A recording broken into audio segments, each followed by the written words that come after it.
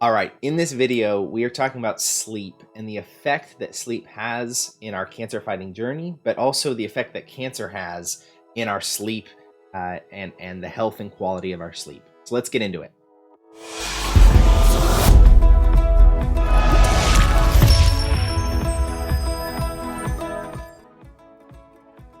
All right, so sleep and cancer, we're talking about specific science and then a series of recommendations of what to do about the science and what we're looking at. So stay in the video for those specific recommendations. First off, I want to talk about the effect that quality sleep, meaningful, real sleep has in our body. So it affects the release of hormones like melatonin, as well as cortisol, so our stress hormone.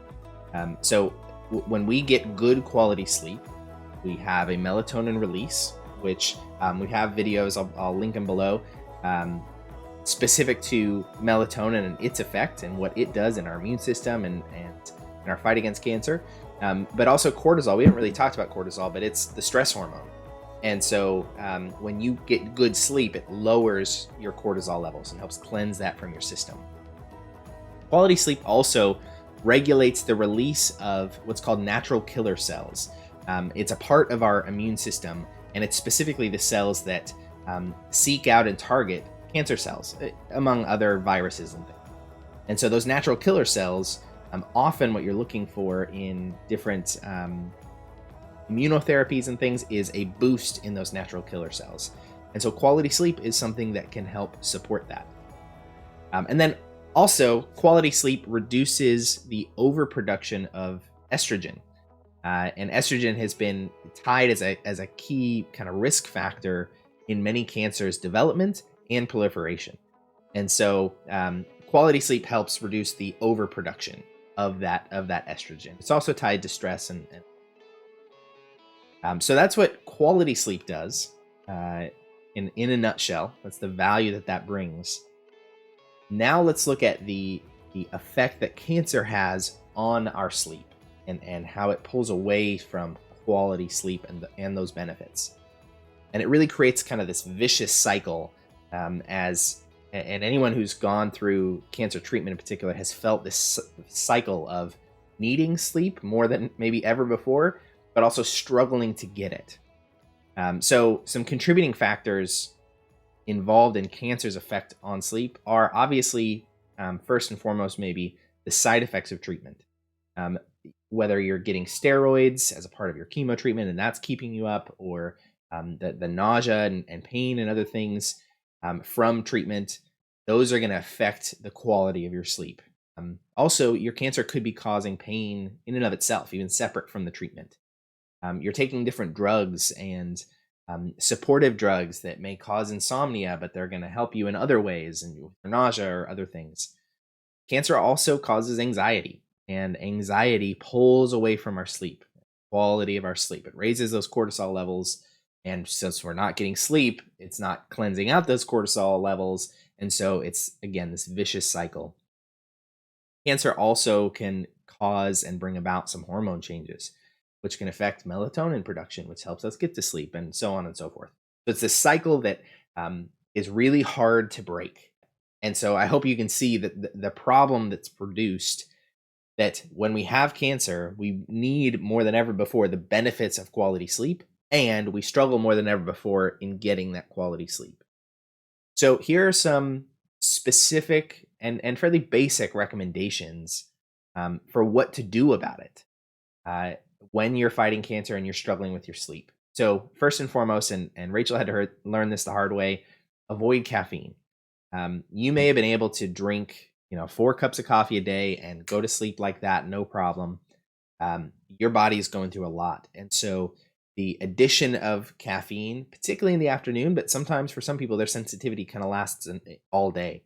The addition of caffeine can be the thing that pushes your body over the edge to, now I can't sleep. I could have slept before, but now I can't sleep. So when you're struggling, the first thing to look at is your caffeine consumption. Second, try a bath or a warm shower before bed. Basically raise your body temperature just a little bit. That's going to relax muscles that may be in pain, and it's going to help that just relaxation process. Third, if you feel tired, go to bed.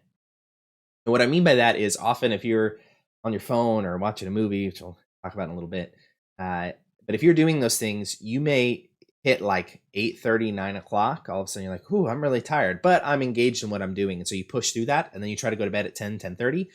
And all of a sudden you're like, I'm not tired anymore. I was tired. I'm not tired. What that is the melatonin cycle. Your body released melatonin at that time where you're like, ooh, I'm feeling tired.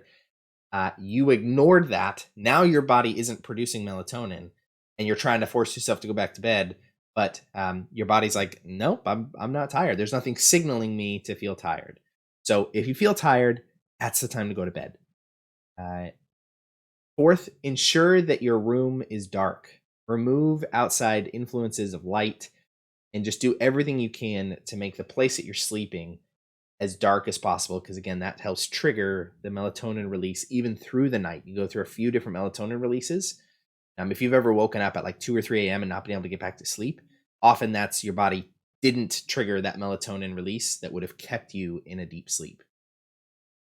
Fifth, if you're going through, anxiety and worries and things that I think are very natural to go through as you're fighting cancer, consider journaling out your thoughts and your worries and your anxieties before bed.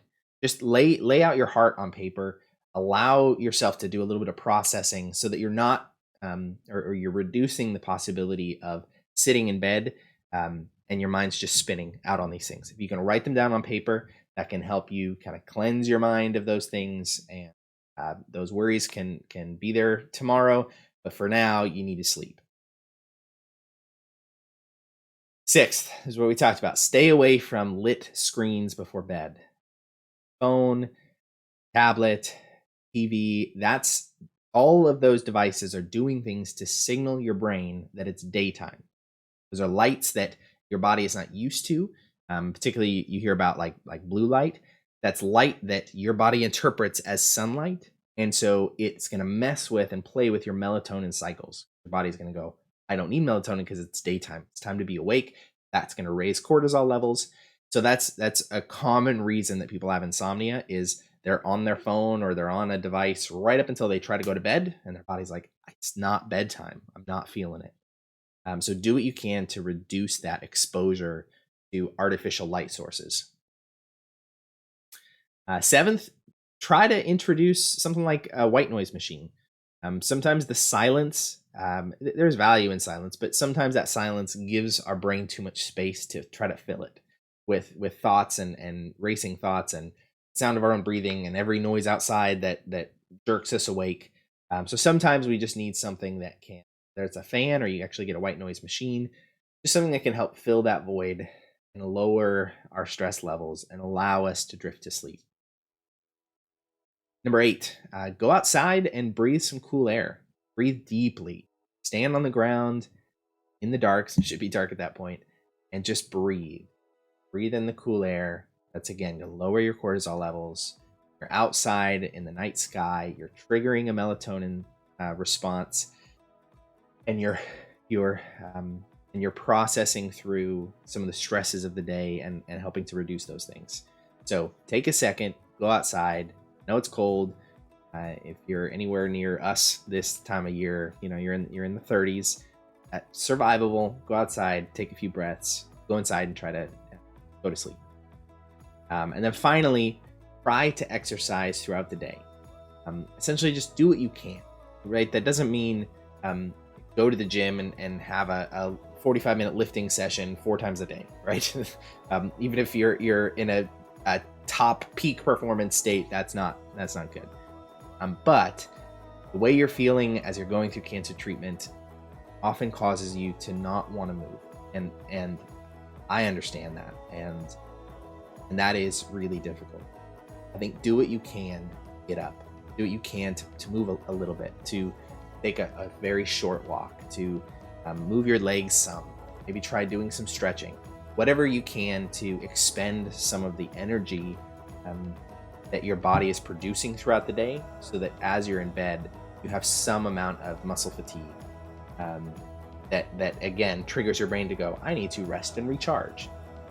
Don't exhaust yourself beyond what you should. Talk about exercise again.